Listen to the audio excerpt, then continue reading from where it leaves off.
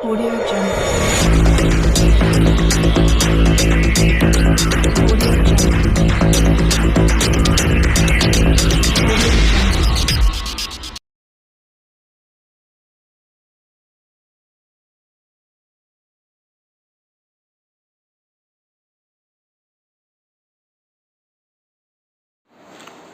Good evening बच्चों।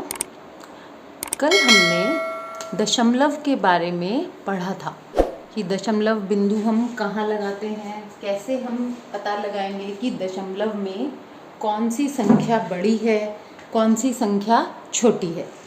इसी क्रम में हम आज आगे बढ़ते हैं और यह देखेंगे कि मुख्य रूप से हमें दशमलव की आवश्यकता कहाँ पड़ती है, यह कहाँ हमारे लिए मददगार होता है। तो कुछ ऐसे सवाल होते हैं जैसे धन, लंबाई, भार,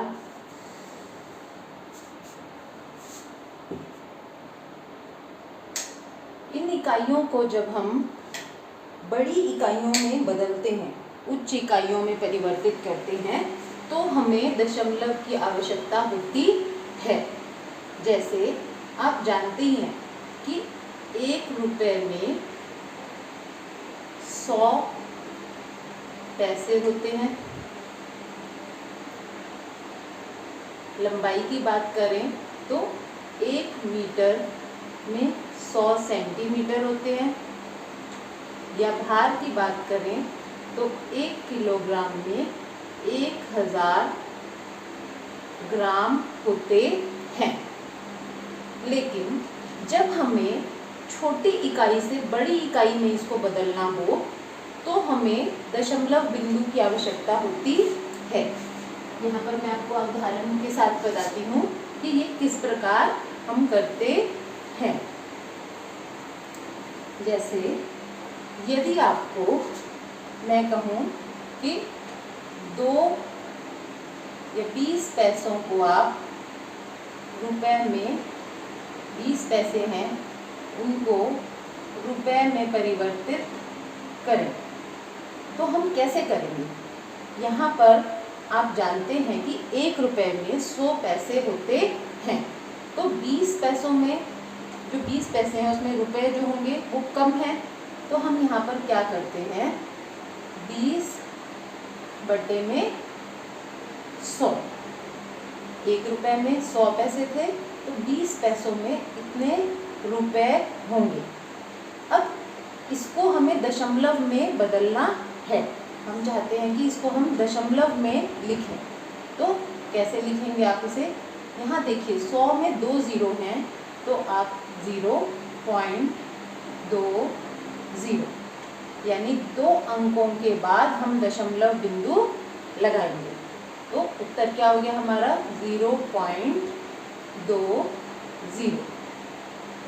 इसी प्रकार अगर हम लंबाई की बात करें तो अगर मैं आपको कहूँ कि 30 सेंटीमीटर में कितने मीटर होंगे, तो हमें फिर पता है कि 1 मीटर में 100 सेंटीमीटर होते हैं, तो 30 सेंटीमीटर में 30 बटा 100। अब यहाँ पर आपने ये देखना है कि ये 2 जीरो हैं, तो 2 अंकों के बाद दशमलव बिंदु लगेगा। 0.30 मीटर होंगे। इसको आप कैसे पढ़ेंगे, 0.30। तो यहाँ हम उत्तर लिख देते हैं अपना 0.03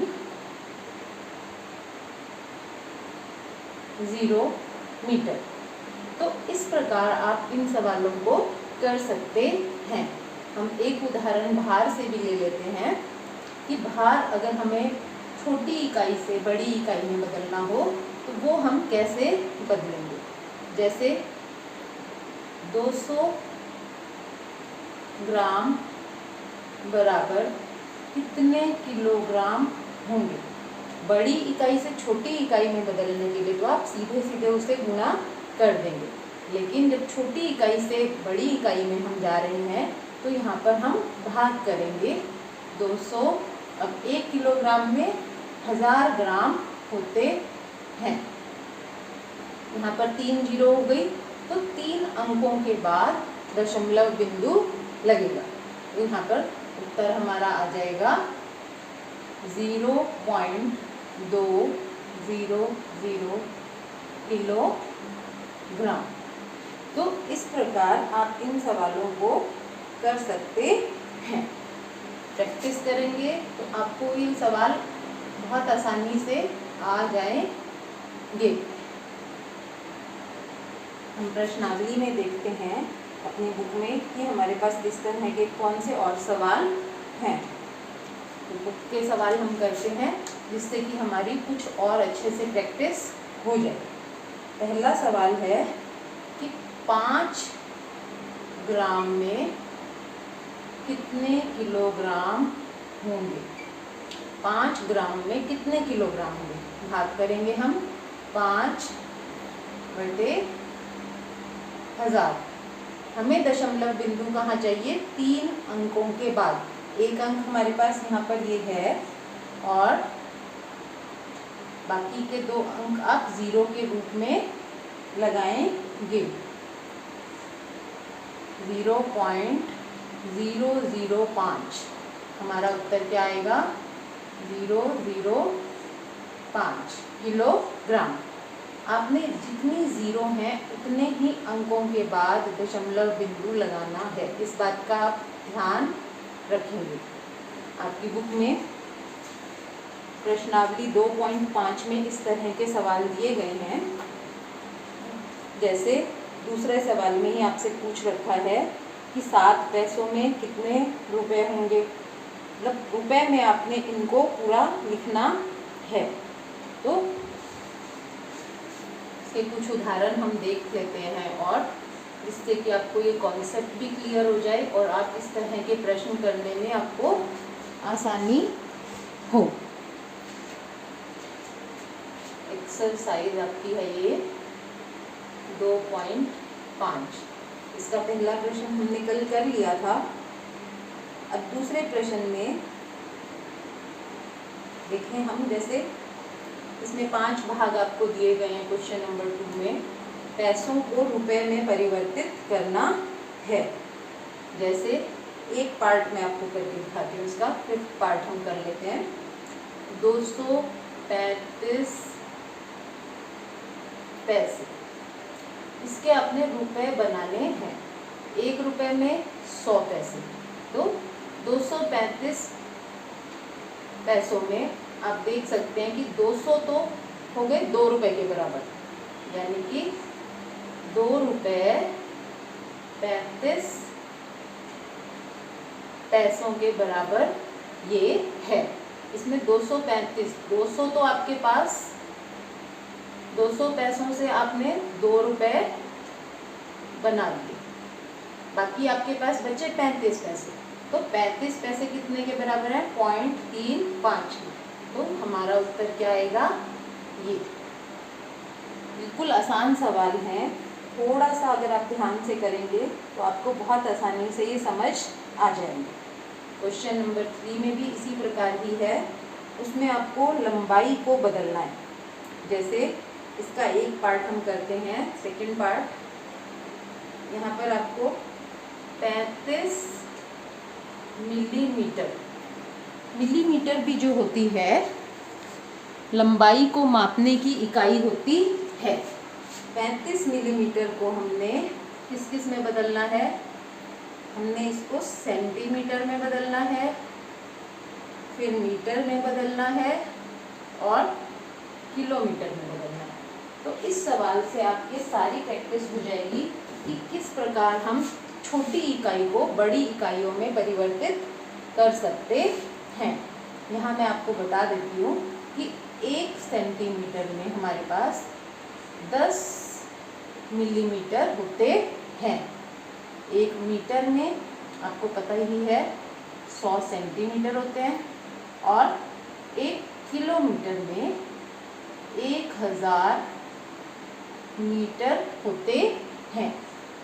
अब हम इस प्रश्न को करते हैं कि हमें 35 मिलीमीटर को सेंटीमीटर, मीटर और किलोमीटर में हम कैसे बदलेंगे। सबसे पहले हम इसको सेंटीमीटर में बदलते हैं। देखिए 10 मिलीमीटर जो है वो 1 सेंटीमीटर के बराबर है।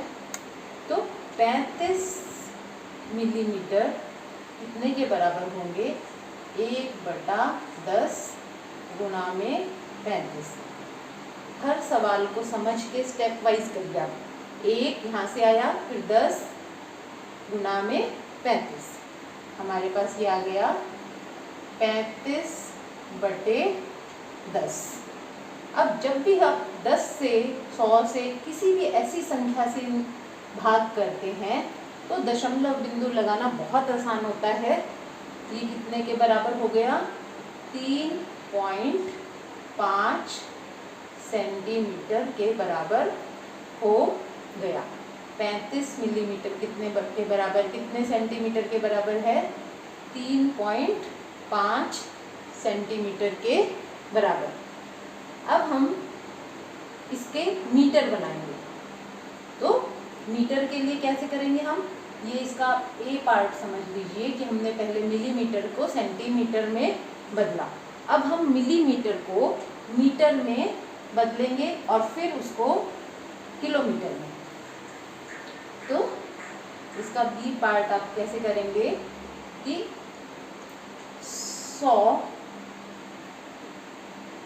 1000 मिलीमीटर जो है आपके 1 मीटर के बराबर होते हैं।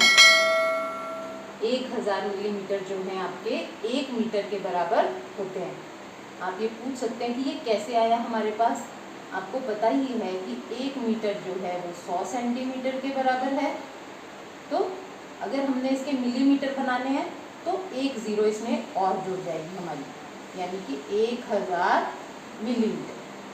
अब हमने बदलना है 35 मिलीमीटर को। तो 35 मिलीमीटर को बदलने का फिर वही तरीका जो हमने ऊपर अपनाया था। सबसे पहले इधर वाला अंग लिखेंगे आप, 1/1000 गुणा में 35। अब जैसा कि मैंने आपको पहले ही बताया, जितनी भी जीरो नीचे हैं हमने उतने बिंदु पर दशमलव पॉइंट अपना लगाना है। 2 अंक तो हमारे पास यहाँ पहले ही हैं। ये आपके पास आ गया 35/1000। तो 2 अंक हैं, हमें 1 0 की आवश्यकता है। तो हम क्या उत्तर लिखेंगे अपना, 0.035 मीटर। 35 मिलीमीटर जो है इतने के बराबर होंगे, इतने मीटर के बराबर होंगे। तीसरा भाग इसका जो है इसी प्रश्न का हमने अब किलोमीटर में बदलना है। एक बार आपको थोड़ा सा प्रश्न बड़ा लगेगा, लेकिन जब आपको समझ में आ जाएंगे तो फिर आपके लिए बहुत आसान हो जाएगा। क्योंकि इस तरह के प्रश्न जो हैं हर प्रकार की परीक्षा, जैसे चाहे NMMS की परीक्षा हो आपकी या कोई प्रतियोगी परीक्षा हो, तो वहाँ पर आपको इस प्रकार के प्रश्न जरूर पूछे जाते हैं। अब इसका सी पार्ट देखिए, 1 किलोमीटर जो है उसमें कितने मिलीमीटर होंगे। 1 किलोमीटर में हमारे पास है 1000 मीटर और हमें पता है कि 1 मीटर में इतने मिलीमीटर होते हैं। तो इनकी हम गुणा कर देंगे 1000 से, 1000 गुणा में फिर से 1000। तो इतने हमारे पास क्या है, ये मिलीमीटर। इतने मिलीमीटर हमारे पास हैं।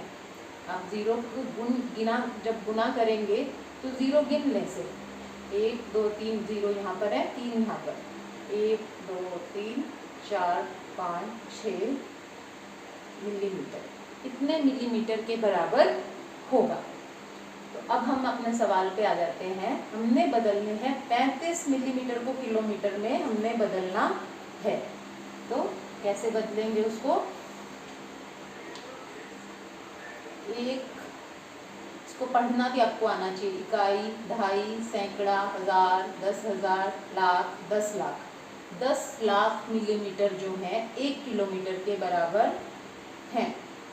तो हमने बदलना है सिर्फ 35 मिलीमीटर को किलोमीटर में, ये 1 किलोमीटर के बराबर, और आपके प्रश्न में है सिर्फ 35 मिलीमीटर कितने किलोमीटर के बराबर। फिर से वही करेंगे हम, 1 बटा में यह संख्या लिखेंगे हम 10 लाख